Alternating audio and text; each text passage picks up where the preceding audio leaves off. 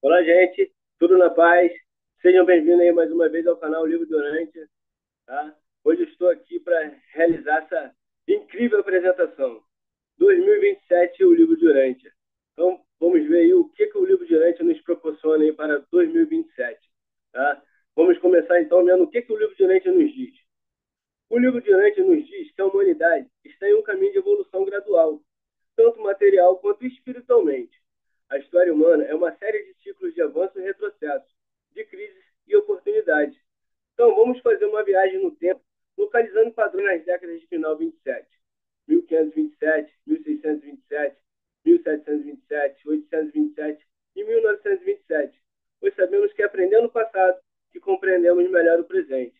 Tá? Então, vamos dar esse mergulho aí nessa viagem, né, no tempo, localizando esses padrões de pontos de viradas, para ver se no final coincide mesmo no que o livro de Anand nos diz aqui, que a humanidade está em um caminho de evolução gradual, né, tanto material quanto espiritualmente, e que a história humana é uma série de ciclos de avanço e retrocesso, de crise e também de oportunidade.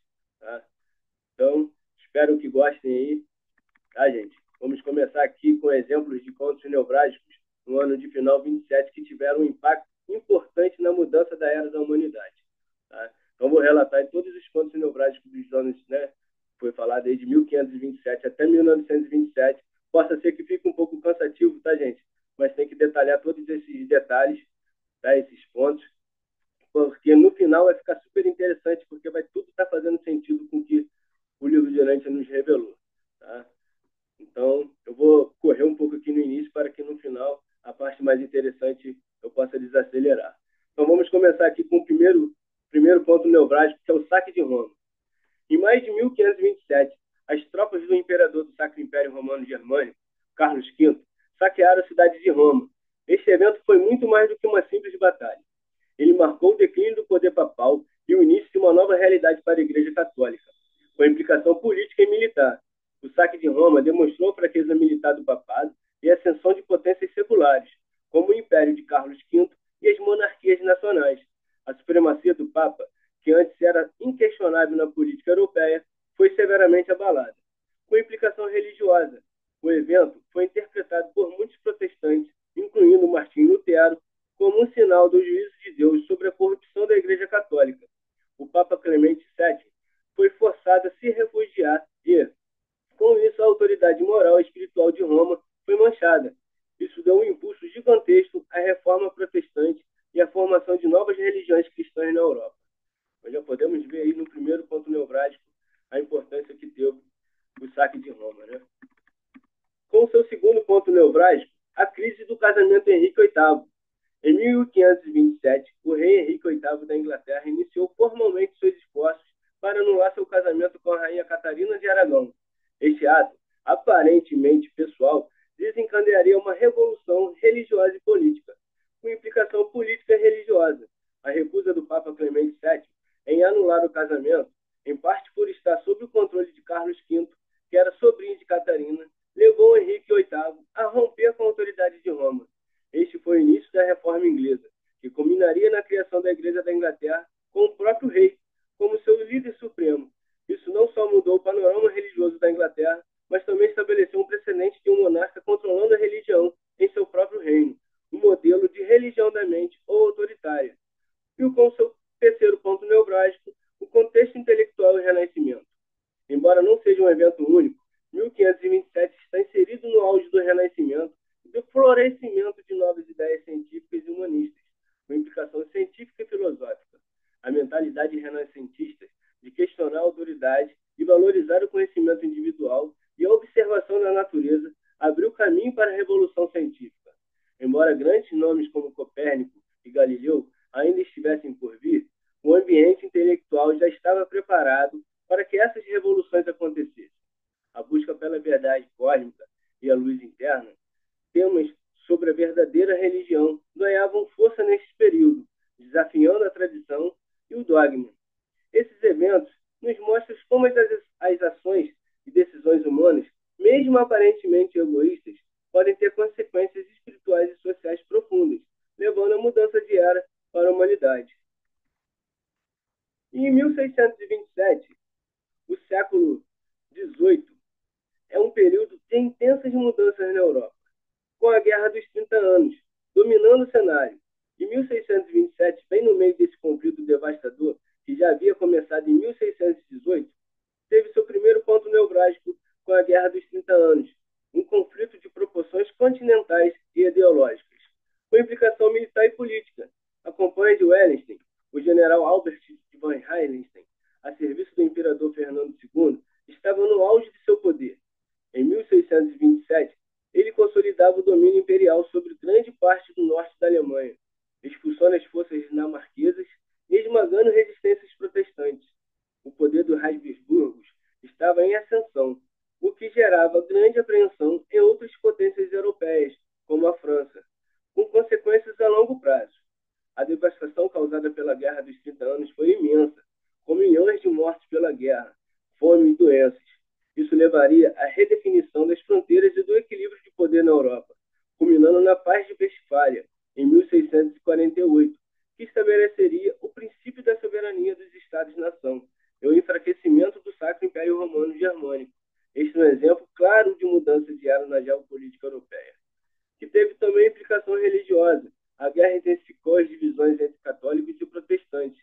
As vitórias imperiais de 1627 significavam um revigoramento da contra-reforma em muitas regiões, com a restauração do catolicismo em áreas onde o protestantismo havia se estabelecido.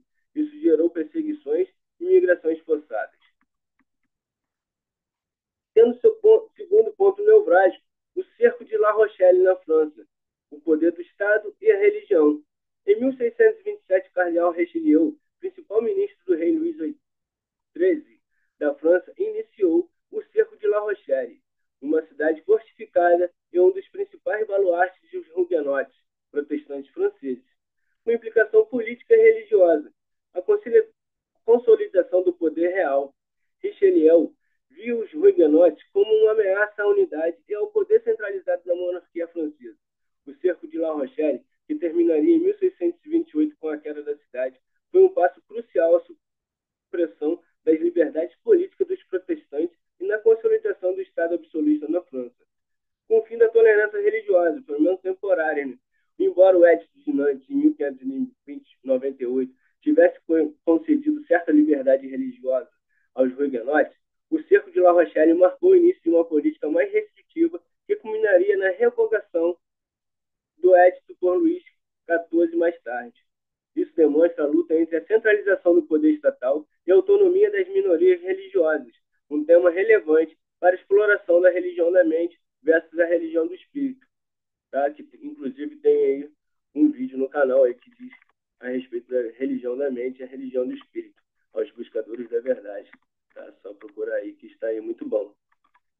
E no ano de 1627, com o terceiro ponto nevrálgico, que foi os avanços científicos e filosóficos contínuos.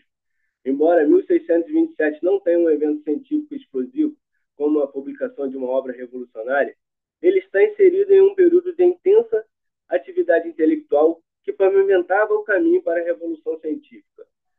Com implicação científica e filosófica, Johannes Kepler já havia publicado suas leis do movimento planetário.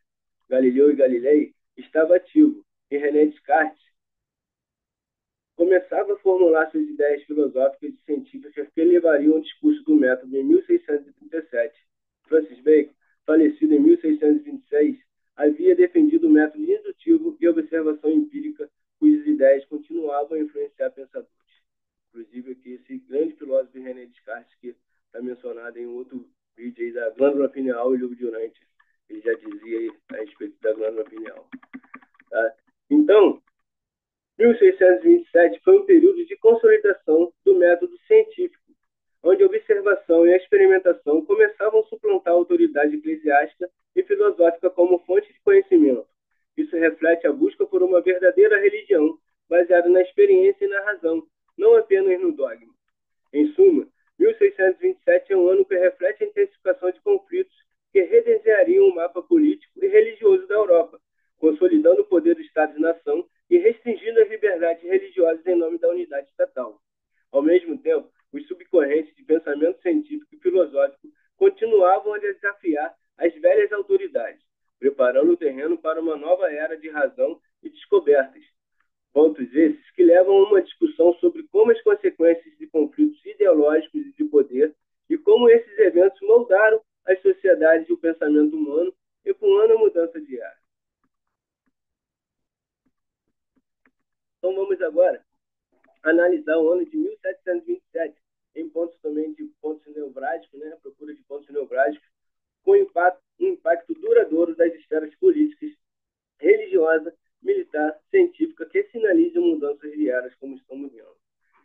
Então, o século XVIII, no qual 1727 se insere, é o auge do iluminismo e da consolidação do Estado moderno, mas também um período de tensões que levariam a revoluções futuras.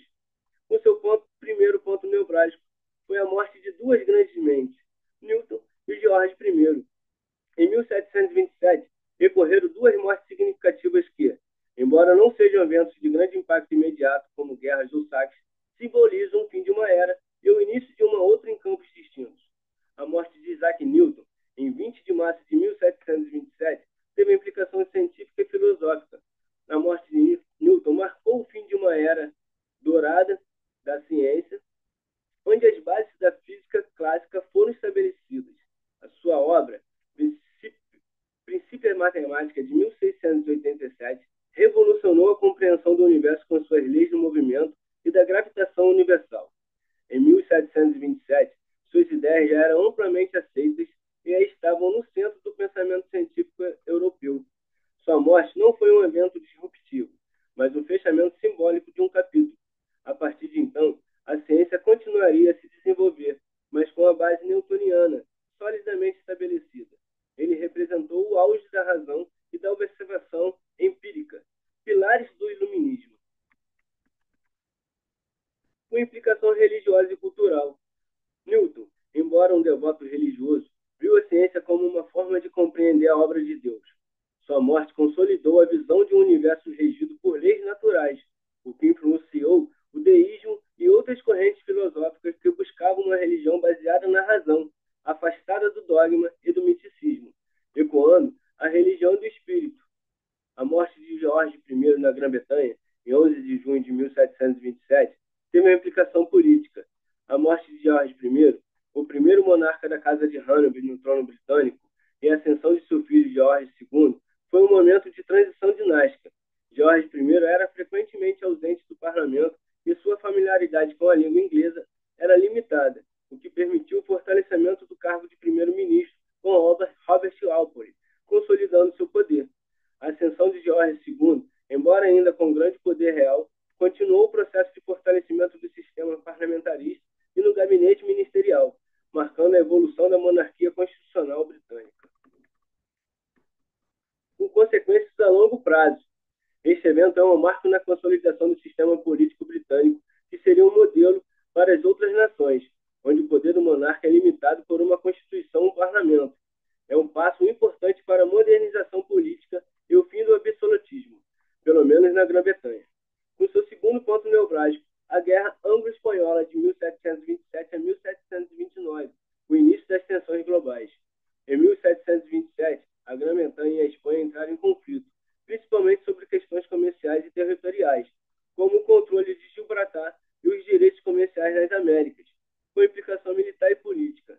O cerco de Gibraltar, as forças espanholas tentaram, sem sucesso, retomar Gibraltar dos britânicos. Embora não tenha sido uma grande mudança imediata de fronteiras, este conflito faz parte de uma série de guerras coloniais e comerciais que caracterizam o século XVIII, com consequências a longo prazo. Essa guerra, embora menor em comparação com a Guerra dos 30 Anos, faz parte do xadrez geopolítico que levaria a conflitos maiores, como a Guerra de Sucessão Austríaca e a Guerra de 7 Anos, considerada por muitos a Primeira Guerra Mundial, definindo impérios coloniais e o domínio marítimo. Ela mostra a crescente importância das colônias e do comércio global nas disputas europeias, um precursor das guerras globais do futuro. Tendo seu terceiro ponto nevrálgico, o iluminismo e a circulação de ideias.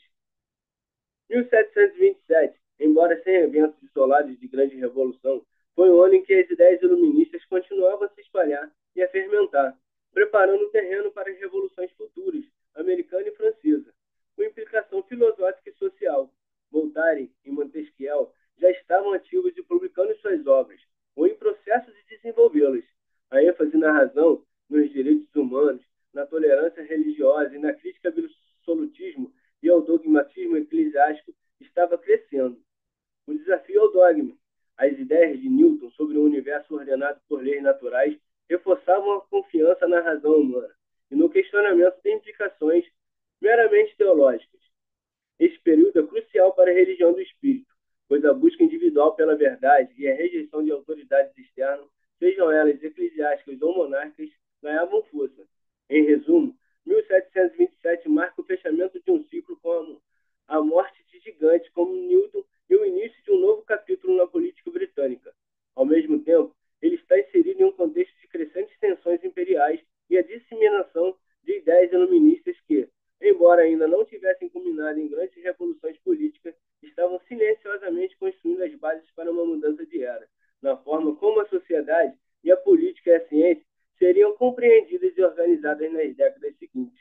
Esses pontos podem ser usados para ilustrar como o legado de grandes mentes e a evolução lenta de sistemas políticos pode ser tão impactante quanto guerras e revoluções mais dramáticas. Então vamos mergulhar agora em 1827, um ano que, embora talvez não tenha eventos explosivos tão óbvios quanto os saques de Roma ou grandes batalhas da Guerra dos 30 Anos, está firmemente inserido na era pós-napoleônica, marcada pelo avanço da Revolução Industrial, o surgimento de novas ideias românticas e nacionalistas e a consolidação de ciências modernas. Tendo seu primeiro ponto nevrálgico, a consolidação e Revolução Industrial e suas consequências sociais. Em 1827, está no auge da Revolução Industrial, especialmente na Grã-Bretanha e em parte da Europa, com implicação econômica e social, a urbanização e condições de trabalho. As cidades estavam inchando com a imigração do campo para as fábricas. Embora não haja um evento único em 1827, este ano é representativo da crescente crise causada pelas condições insalubres de trabalho, baixos salários e moradias precárias nas cidades industriais. A massa de trabalhadores urbanos, proletariado, estava se formando, criando as bases para movimentos sociais e ideologias como socialismo e comunismo, e que vieram a desafiar as estruturas de poder existentes. E viriam, né? Com avanços tecnológicos, a máquina a vapor já era amplamente utilizada. Inovações em têxteis, metalurgia e transporte, ferrovias incipientes, estavam transformando a vida cotidiana. A dependência de combustíveis fósseis e a produção em massa começavam a moldar o futuro da humanidade. Com a mudança de era, a Revolução Industrial transformou fundamentalmente a economia, a sociedade e a paisagem urbana, criando um mundo irreconhecível em comparação com os séculos anteriores. Isso é uma mudança de era em termos de produção, organização social e relação do homem com o trabalho e o ambiente. Tendo seu segundo ponto nevrálgico, a morte de grandes artistas no apogeu do romantismo. Em 1827, foi um ano de luto para o mundo da arte e da cultura, marcando o fim de uma era para alguns de seus maiores expoentes, enquanto o romantismo florescia. A morte de Beethoven, por exemplo, em 26 de março de 1827, com implicação cultural e filosófica. A morte de Beethoven é o fim de uma era de transição do classicismo para o romantismo na música. Suas últimas obras já eram profundamente românticas, expressando emoção intensa, individualidade e uma busca pelo sublime que ressoava com os ideais do romantismo, deixando seu legado. Sua morte não só encerrou a vida de um gênio, mas também simbolizou o triunfo da expressão individual e emocional na arte, algo que se alinha com a religião do espírito e a busca por uma verdade interior e experiência pessoal. E também teve a morte de William Blake, em 12 de agosto de 1827, com implicação cultural e mística. O poeta, pintor e gravurista inglês William Blake também faleceu em 1827. Sua obra é profundamente mística, visionária e crítica à Revolução Industrial e ao materialismo crescente, defendendo uma visão espiritual e imaginativa do mundo. Sua morte representa o fim de um dos mais singulares artistas profetas do romantismo, que buscava uma conexão mais profunda e individual com o divino, além das instituições religiosas. Tendo seu terceiro ponto nevrálgico, o início da Guerra de Independência Grega e o espírito nacionalista. Em 1827, a Guerra de Independência Grega contra o Império Otomano estava em um ponto crítico, culminando na Batalha de Navarino. A Batalha de Navarino, em 20 de outubro de 1827, uma frota aliada da Grã-Bretanha, França e Rússia aniquilou a frota otomana egípcia na Baía de Navarino, um evento decisivo que selou o destino da independência grega. Com a mudança de era, a ascensão do nacionalismo. Este evento é um marco do crescente nacionalismo na Europa e no mundo. O apoio das potências ocidentais à Grécia foi motivado não apenas por interesses estratégicos, mas também por um forte sentimento filo-helênico e romântico, que via a Grécia como um berço da civilização ocidental. A criação do Estado-nação independente para a Grécia inspiraria outros povos oprimidos a buscar sua autodeterminação. A desintegração do Império Otomano e a ascensão de novas nações-Estado é uma característica marcante do século XIX. Tendo seu quarto ponto nevrálgico nos avanços da ciência e na tecnologia de comunicação. Em 1827 não seja marcado, embora não seja marcado por uma única descoberta revolucionária, o ritmo do avanço científico e tecnológico era acelerado, com implicação científica e tecnológica. Hans Lau, o físico alemão Georg Simon Ohm, publicou seu trabalho fundamental sobre a relação entre corrente, voltagem e resistência, a lei de Ohm, o que é a base da eletrônica moderna. Este é um exemplo da consolidação da física como uma ciência quantitativa. A fotografia em desenvolvimento, Josephine Niepce havia produzido a primeira fotografia permanente em 1826, vista da janela de Lagrange em 1827. Ele continuava seus experimentos, aperfeiçoando o processo. O desenvolvimento da fotografia transformaria a arte, a ciência e a forma como a humanidade registra e percebe a realidade.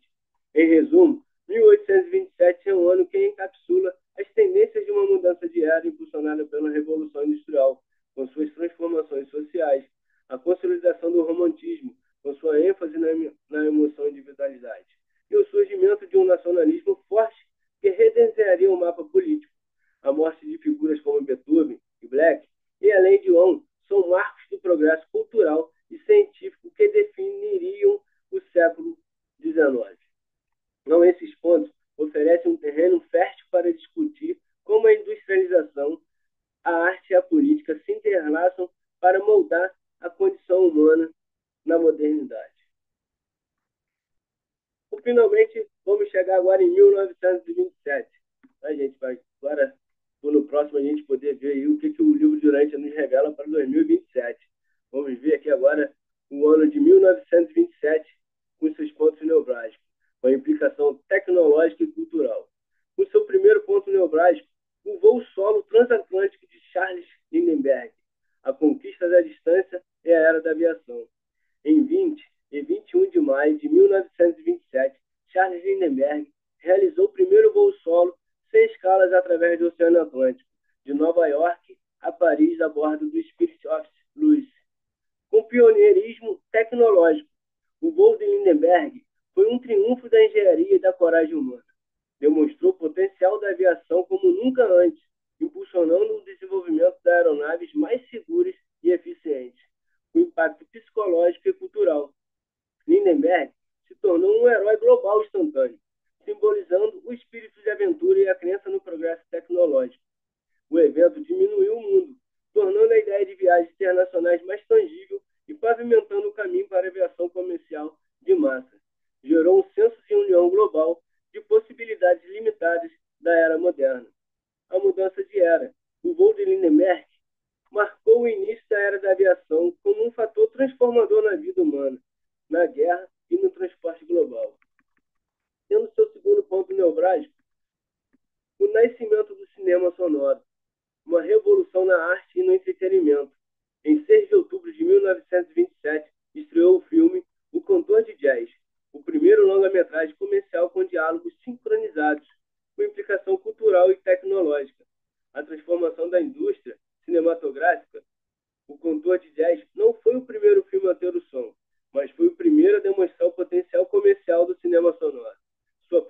publicidade massiva rapidamente tornou os filmes mudos obsoletos, forçando estúdios, diretores e atores a se adaptarem a essa nova tecnologia, com impacto na cultura de massa.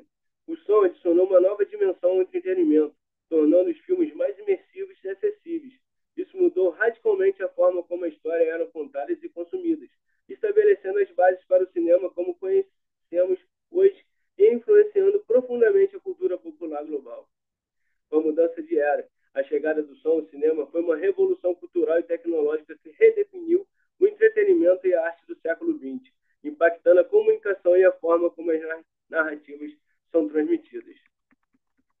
Tendo seu terceiro ponto nevrálgico, o início da Guerra Civil Chinesa, de fato mais intensificada em 1927, o cenário geopolítico em transformação. Embora a Guerra Civil na China tenha raízes anteriores, 1927 foi um ano crucial para a escalada do conflito entre o Partido Nacionalista e o Partido Comunista Chinês, com implicação política e militar. Expurgos de Xangai, em abril de 1927, o Chiang Kai-shek lançou um violento expurgo anticomunista em Xangai, resultando em milhares de mortes e na ruptura formal da aliança entre dois partidos. Isso marcou o início da fase mais intensa e aberta da Guerra Civil Chinesa. Com a ascensão de Mao Zedong, os comunistas, após o expurgo, foram forçados a se reagrupar e adotar táticas de guerra, de guerrilha, com Mao Zedong emergindo como uma figura central, com consequências a longo prazo. Esse conflito sangrento duraria décadas, intermitentemente, e culminaria na fundação da República Popular da China em 1949, transformando radicalmente a Ásia e o equilíbrio de poder global durante a Guerra Fria. Com a mudança de era, a intensificação da Guerra Civil Chinesa em 1927 é um prenúncio das grandes convulsões políticas no século XX, incluindo a ascensão do comunismo como força global e a transformação de uma das maiores civilizações do mundo. Tendo seu quarto ponto nevrálgico, o mecanicismo quântico e o princípio da incerteza, a revolução na ciência. Em 1927, o físico alemão Werner Heisenberg formulou o princípio da incerteza, com implicação científica e filosófica. A revolução na física. Este princípio fundamental mecânica quântica afirma que não é possível saber, com precisão absoluta, a posição e o momento, velocidade e direção de uma partícula subatômica ao mesmo tempo. Isso desafiou as concepções deterministas da física clássica de Newton. Com impacto filosófico, o princípio da incerteza teve profundas implicações filosóficas, questionando a capacidade humana de compreender a realidade em seu nível mais fundamental e influenciando discussões sobre o livre-arbítrio e o próprio conceito da realidade. Ele mudou a forma como os cientistas e filósofos viam o universo.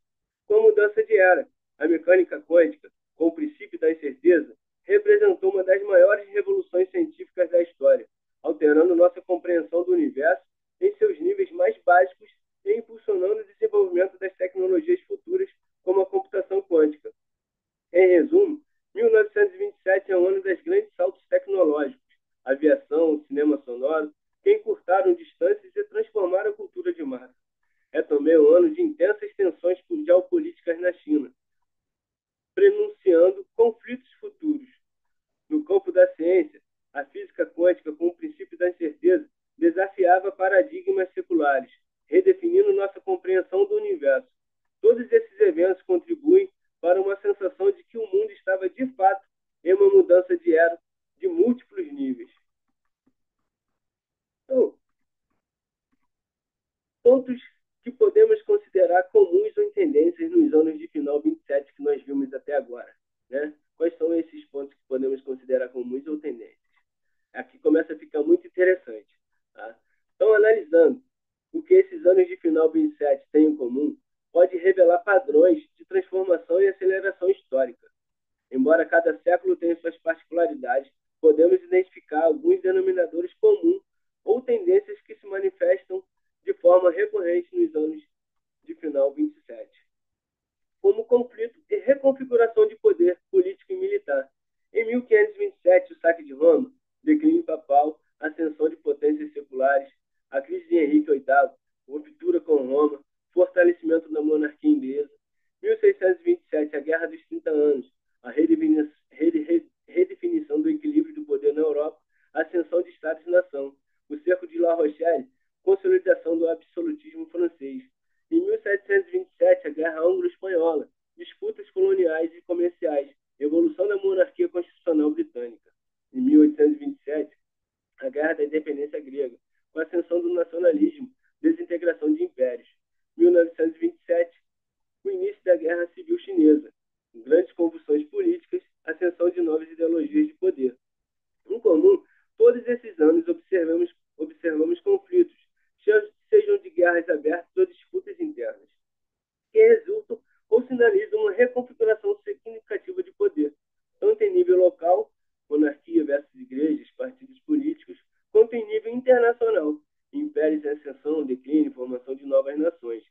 uma nova, constante luta de hegemonia ou autonomia, com transformações religiosas e ideológicas, os desafios ao dogmas. Em 1527, o saque de Roma impulsiona a reforma protestante, questionamento da autoridade papal. Henrique VIII, criação da Igreja Anglicana. Em 1627, a Guerra dos 30 Anos intensifica divisões católico-protestantes contra a reforma. O cerco de La Rochelle, supressão das liberdades religiosas em nome do Estado. Em 1727, a morte de Newton, consolidação da ciência baseada na razão, influenciando o deísmo e a religião do espírito. Iluminismo, questionamento da autoridade religiosa e dogmática. Em 1827, romantismo e misticismo. Beethoven, Black, busca individual pela expressão e espiritualidade. Nacionalismo, ideologia secular que ganha força muitas vezes em detrimento da fé institucional. 1927, ascensão do comunismo na China. Ideologia ateia, secular, competindo com sistemas de crenças tradicionais. Princípio da incerteza desafia noções deterministas, impactando visões filosóficas e religiosas da realidade. Em comum, em todos os períodos, há uma forte componente de desafio às autoridades religiosas e dogmáticas tradicionais, seja por meio de reformas, guerras religiosas, o avanço da ciência e da razão, ou o surgimento de novas ideologias seculares.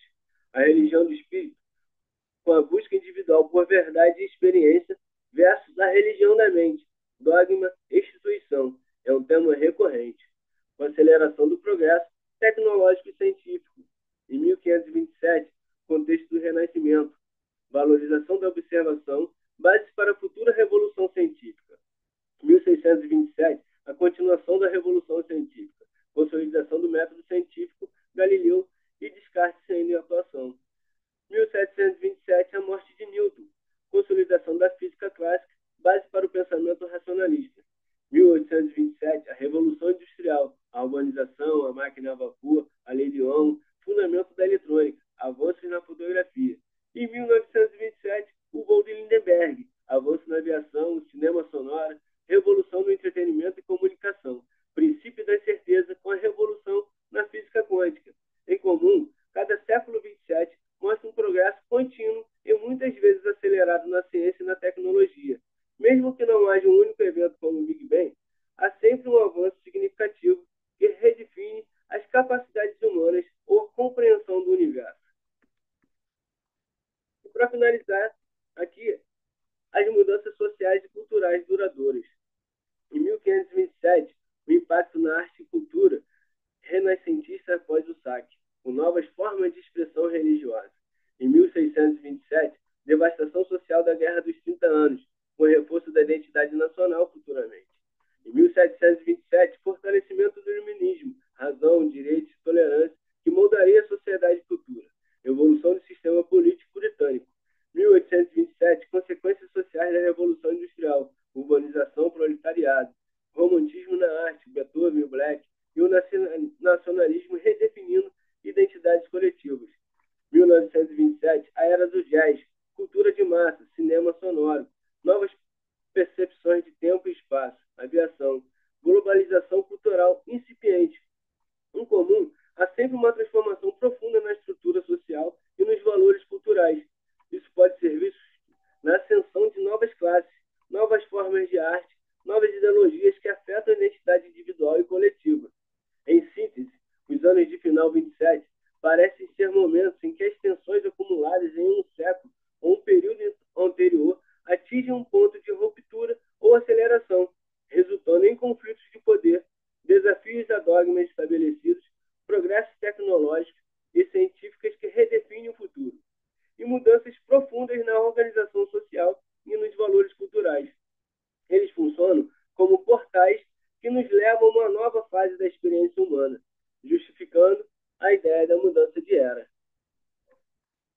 Então, vimos aí, né, gente? Até 1927. Agora, com base nos ensinamentos do livro de Urântia, o que podemos esperar para 2027? Quando nós aplicamos a lente dos ensinamentos do livro de Urântia para especular sobre o 2027, é fascinante, pois ele oferece uma perspectiva cósmica transcende previsões pontuais.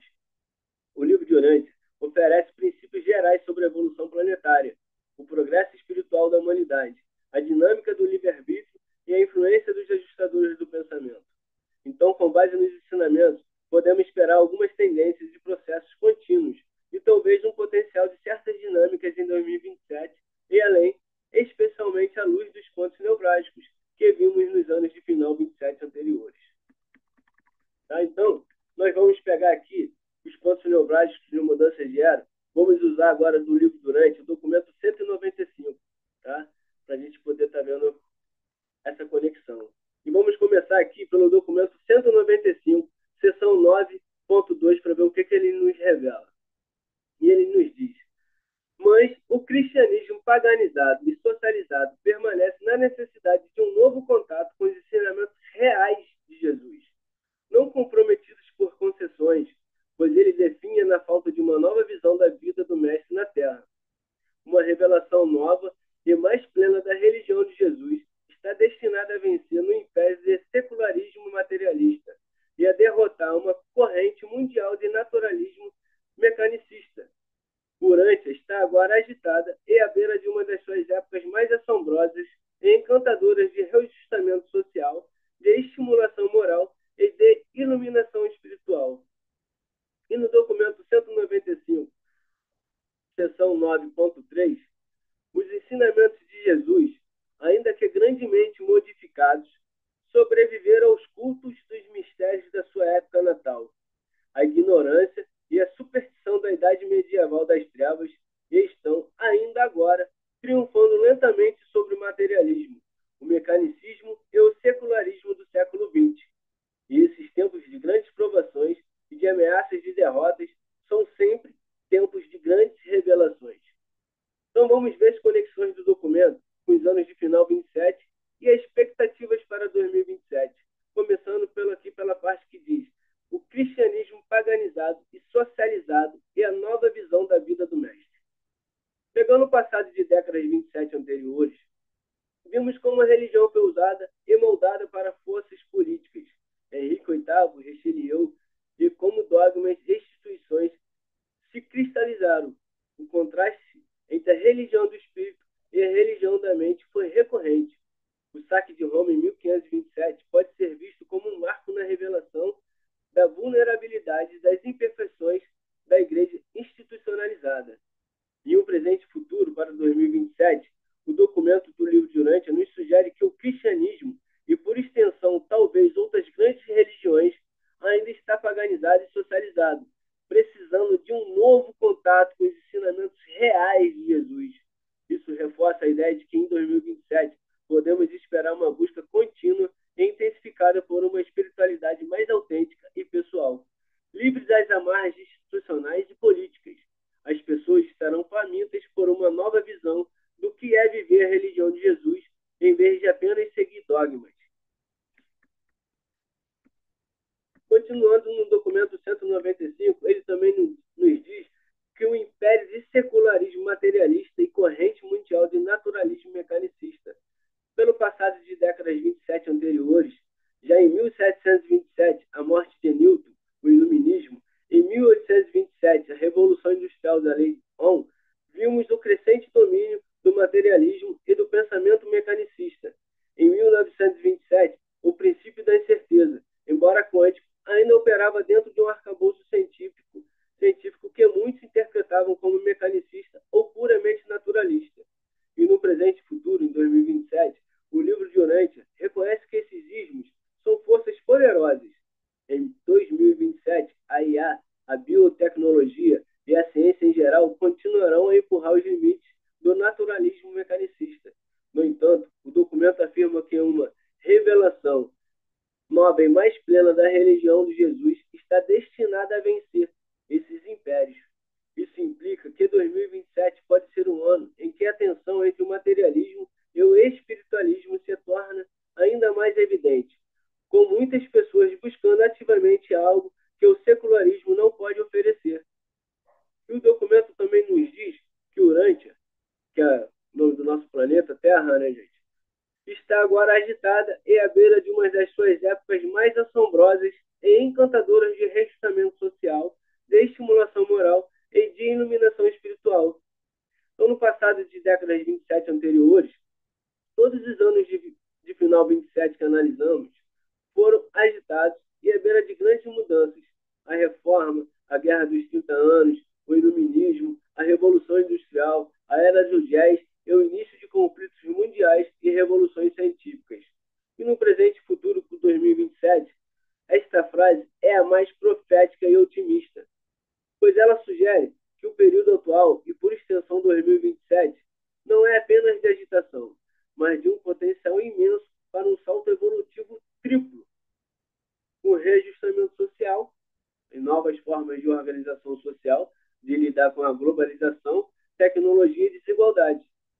E a estimulação moral, uma reavaliação de valores éticos e princípios de condutas talvez impulsionadas pelos dilemas éticos das novas tecnologias, como a IA, por exemplo. Né?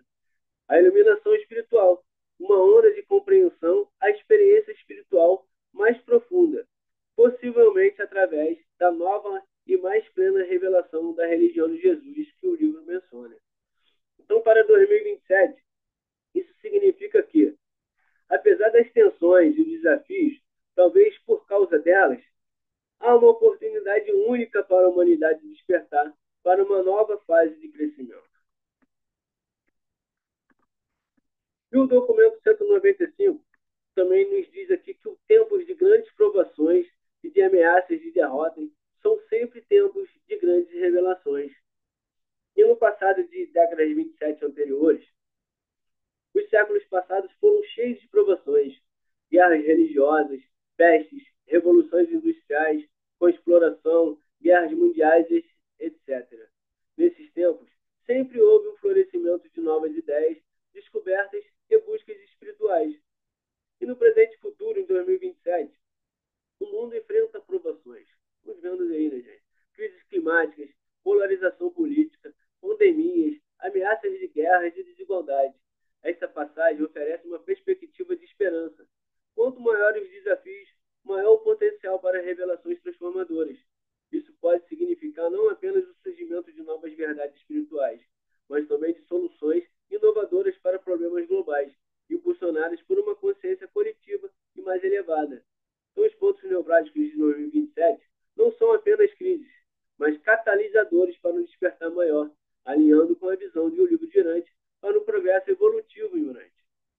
Então, esse documento reforça a ideia de que em 2027 e o período ao redor não será um ano de estagnação, mas sim uma intensificação das forças que impulsionam a evolução planetária. Será um tempo de escolhas cruciais. A humanidade pode sucumbir ao materialismo e ao mecanicismo, ou pode abraçar essa nova e mais plena revelação da religião de Jesus, para um reajustamento social, estimulação moral e iluminação espiritual sem precedentes. Tá? E vamos ver agora o documento 2, seção 7.10, pois ele é uma diretriz clara e inspiradora. Vamos ver o que nos revelou aqui o documento 2, seção 7.10.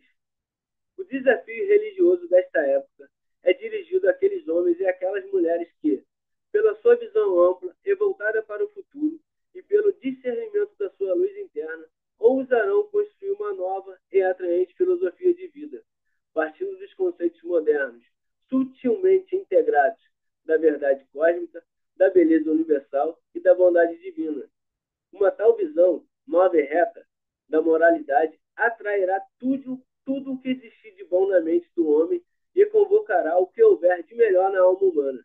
A verdade, a beleza e a bondade são realidades divinas.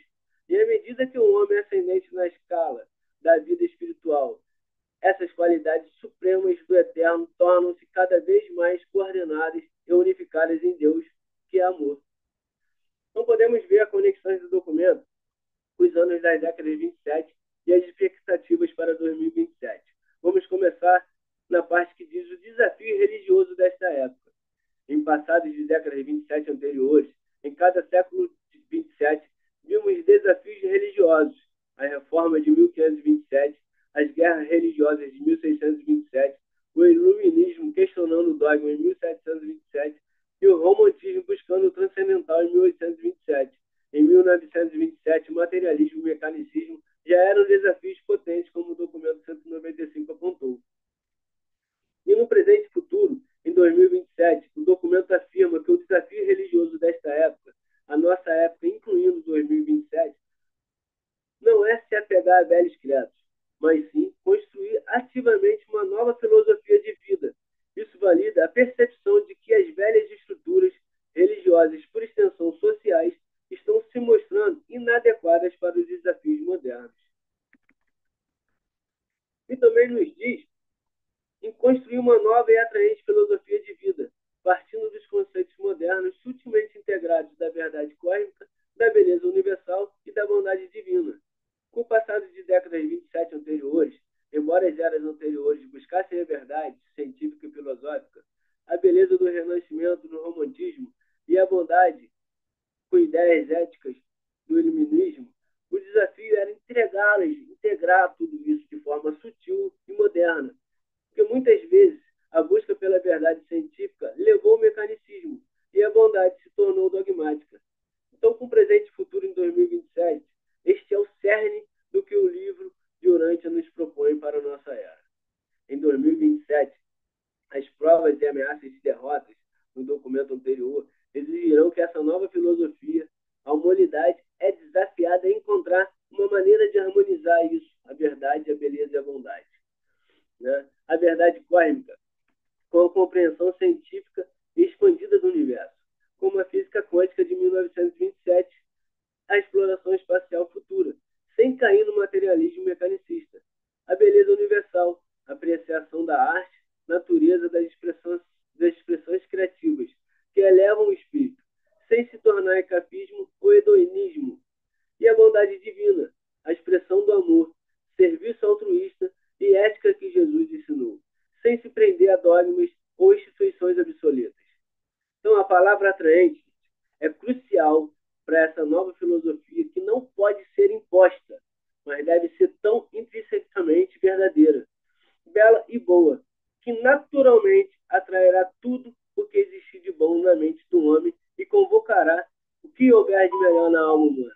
Pois a verdade fala com o nosso interior, com nossa alma, né? Então, a palavra atraente é isso, ela é crucial, que essa nova filosofia, ela não pode ser imposta para você. Você tem que fazer, você tem que seguir. Ela tem que ser atraente, entendeu? Verdadeira e bela, que naturalmente ela atrairá tudo o que existe de bom na mente do homem e convocará o que houver de melhor na alma humana. E o documento também nos diz que à medida que o homem ascende na escala da vida espiritual, essas qualidades supremas de eterno tornam-se cada vez mais coordenadas e unificadas em Deus, que é amor. Então, no passado de décadas 27 anteriores, muitas vezes essas qualidades foram fragmentadas. A ciência se divorciou da espiritualidade, a arte se tornou secular e a bondade foi confinada a regras. E no presente e futuro, em 2027, o documento aponta para um ideal unificador. Em 2027, a ascensão na escala da vida espiritual significa transcender essas fragmentações.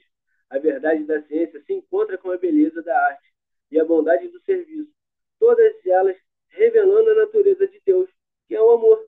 Este é o caminho para a iluminação espiritual mencionada no documento anterior. Então, esse documento 2, seção 7.10, transforma a análise de 2027 de uma mera previsão para um desafio e uma oportunidade. Em vez de apenas listar o que acontecerá, podemos discutir o que a humanidade é chamada em fazer em 2027. Reconhecer que os desafios do nosso tempo, materialismo, conflitos e crises, são um solo fértil para essa nova e atraente filosofia de vida. Orai e vigiai. Nos cobrarmos a olhar para dentro, na nossa luz interna, e para fora, os conceitos modernos da verdade cósmica, para construir essa nova visão, enfatizando que a integração da verdade, beleza e bondade é o caminho para a unificação, para sentir a presença de Deus como amor, o reino dos céus. Então, sobre 2027, embasado nesses documentos, pode ser uma poderosa mensagem de esperança em direção a um mundo complexo, convidando-os a serem construtores dessa nova era. Então, gente, considerando que os anos final 27 funcionam como portais ou pontes de ruptura e aceleração, eis o que 2027 parece ter em comum nesse padrão. Conflito e reconciliação de poder intensificados, geopolítica e social. Padrão dos 27. Vimos reconfigurações políticas, como no saque de Roma, o absolutismo francês, a independência grega e a guerra civil chinesa. Então, para 2027 corrente, as tensões geopolíticas atuais, conflitos regionais, disputas por recursos, polarização entre blocos de poder tendem a se intensificar. A agitação de Orante manifestar-se-á em novos conflitos ou na redefinição de alianças internamente. Pode haver uma reconfiguração do poder social com novas vozes e movimentos desafiando as estruturas estabelecidas, buscando reajustamentos sociais que alinham melhor com a verdade, beleza e bondade. Desafios acentuados a dogmas e velhas ideologias religiosas e filosóficas. O padrão dos 27 houve desafios à autoridade papal, às igrejas estabelecidas e a ascensão do racionalismo e do nacionalismo. Para 2027, com Lândia, o secularismo e o materialismo, o naturalismo mecanicista continuará sendo desafiado. Em 2027, veremos uma intensificação da crise nas religiões organizadas e nas ideologias políticas que se mostram incapazes de oferecer soluções significativas ou sentido. O desafio religioso desta época estará em pleno curso, com indivíduos e grupos buscando uma nova e atraente filosofia de vida e um novo contato com os ensinamentos reais de Jesus, focando na experiência pessoal e na luz interna, o ajustador do pensamento.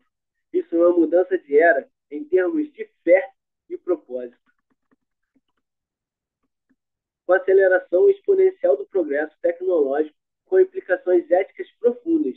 No padrão dos 27, vimos desde o avanço dos renascentistas até a Revolução Industrial e a era da aviação e o cinema sonoro. Para 2027, com Urântia, a aceleração tecnológica será o grande diferencial de 2027 em relação aos anos 27 anteriores. A inteligência artificial é o Lindenberg ou cinema sonoro do nosso tempo, um avanço que está redefinindo as capacidades humanas em ritmos sem precedentes. Este progresso, no entanto, trará uma estimulação moral e dilemas éticos sem igual, forçando a humanidade a confrontar o que significa ser humano e como integrar a verdade cósmica da ciência e tecnologia com a bondade divina. Vai ser a regra de ouro que será testada de formas inovadoras, buscando mudanças sociais e culturais disruptivas, em busca de uma nova harmonia. No padrão dos 27, a harmonização industrial, o romantismo e a cultura de massa do século XX. Para 2027, com Urântia, as mudanças sociais serão disruptivas, impulsionadas pela tecnologia e pelas crises. A forma como trabalhamos, nos relacionamos e interagimos, mediada pela IA e a tecnologia digitais, continuará a transformar radicalmente. No entanto, essa época mais assombrosa e encantadora de reajustamento social também apresentará uma oportunidade única para a iluminação espiritual. As provações sociais podem levar a uma maior busca por comunidade, empatia e valores humanos essenciais, o que reflete a ascensão da religião do Espírito e a construção dos reinos dos céus em nossos corações. Então, gente, para finalizar, a conclusão aqui para 2027, tá? Assim como nos anos 27 anteriores foram marcados por tensões, acelerações e rupturas que abriram caminho para novas fases da civilização, 2027 se perfila como um ano de intensa fermentação. Será um período onde a colisão entre o avanço tecnológico sem precedentes e os profundos desafios morais e espirituais alcançará um novo patamar. A mudança de era em 2027 não será um evento isolado, mas a intensificação de um processo evolutivo que exige da humanidade uma escolha consciente, sucumbir às forças desintegradoras do materialismo e do conflito, ou abraçar o desafio religioso de construir uma nova filosofia de vida baseada na verdade, beleza e bondade, sob o guia da luz interna. Os tempos de grandes provações estarão em pleno vigor, mas também é por causa deles será um tempo de grandes revelações e de um potencial sem precedentes para a iluminação espiritual. Amém. Tá, gente? Então, espero que tenham gostado e que possamos aí estar colocando a nossa regra de ouro, tá, em prática, ok? Inclusive, espero vocês no próximo vídeo, que vai ser um trabalho lindo, que vai ser a prática do que é fazer a regra do ouro, o que é fazer a vontade de Deus, tá? Então, um trabalho lindo aí que eu fui convidado a participar pelo meu amigo Mugumi, lá da Angola, tá? Ele faz um lindo trabalho, que é o que nós temos que fazer aí para 2027, que possamos colocar em prática, tá? Então, gratidão aí, gente, pela respiração, e de que não a nossa vontade, mas que a vontade de Deus seja cumprida. Amém.